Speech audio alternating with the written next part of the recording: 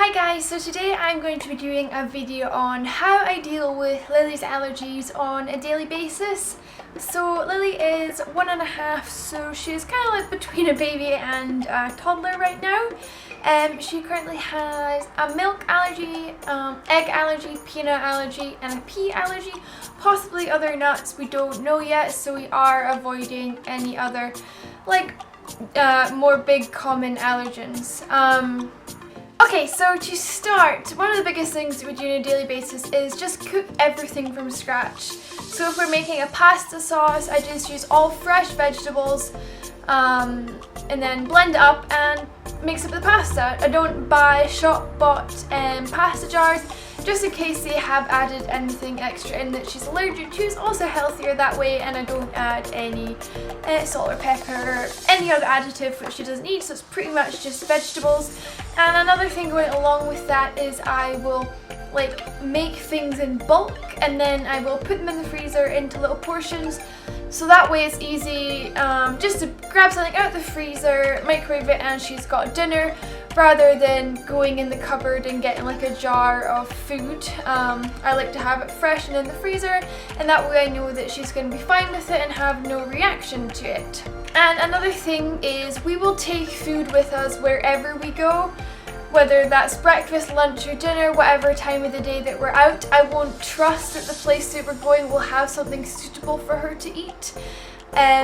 Possibly the only time I would do this is if I contact the restaurant before, if I know that their restaurant actually cares for allergies and that I would trust that. But other than that, I will just pack her food wherever we go, because you can't even really go into a shop and buy a sandwich, which would be safe for them. So yeah, always go with your own food packed.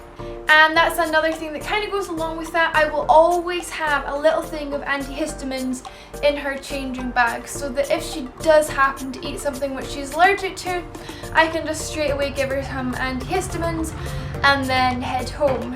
And now in the house for daily lives, me and my partner Mark, we have slightly changed our diets to include foods which Lily eats. So for example, we all use the same dairy-free butter now. It just makes life a little bit easier because she's not going to finish a big tub of butter on her own before it expires. And it also means that if I'm having, say, butter and jam on toast and she wants a bite, it means that she can have a bite rather than me always saying, no, you can't have this, no, you can't have this, because she is not at the age yet where she understands. She has no idea that she can't eat something because it's going to make her sick. So to her, she just thinks that I'm being mean if I say, no, you can't have some of what I'm having, but I'm only saying that for her best interest because I don't want her to have an allergic reaction. So other things like that, we will make big smoothies in the house with coconut milk so that we can all share the same one. She can have a sip out of my glass. So it's just kind of adapting to these things. The same with most of the chocolatey snacks that we will eat in the house. We eat bourbon biscuits and Oreos because that's two things which don't include milk. So that means if she sees me with a biscuit, I can give her a biscuit too without her getting really jealous and angry that she can't have one. And obviously in the house we keep anything that she might be allergic to well out of reach. I wouldn't leave a bag of chocolate lying on the side of the sofa or on the coffee table.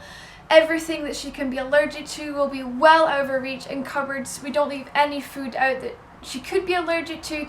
Same goes for I don't leave my cup of coffee if it's got milk in it on the coffee table or on the sofa, even when it's not hot, just in case she spills it on herself, because that happened once. It was luckily a cold cup of coffee, but she spilt the coffee on herself and her whole body came out in hives just from contact with the milk that was in the coffee. So we just have to be more cautious, more careful, more mindful of where we are leaving things and to have everything out of the way.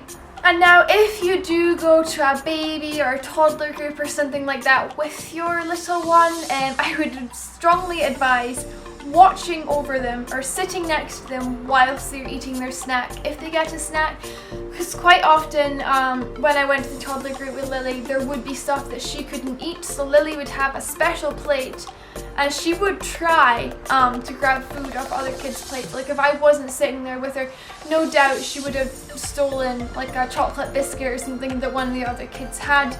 so I really had to just be sitting there with her, watching her. And this one time as well, all the other kids had like cups of cow's milk. If she'd taken a sip of that, she would have been extremely sick. So just got to be so careful, watch over them. Yeah. And now another thing which I would advise doing if your child has food allergies, if you haven't already, is looking up like a Facebook support group. I know that they have them for like specific allergens, or they have like also like groups for just allergies as a whole. I'm part of a cow's milk protein allergy one. It's just kind of lots of support, and that way like people can share like recipes and meal ideas and like products that don't contain any milk or their allergy, and I found that's really helped me kind of cope and deal with it. It's also nice to speak to other mums or dads who are in that situation with their child, just to kind of like support each other. So I would highly recommend finding a allergy support group on Facebook. But yes, so I think that sums it up for this video. I just wanted to do a quick kind of general video on how we deal with Lily's allergies on a daily basis. And so I hope some of you found this video helpful, and we'll see you in the next one. Bye!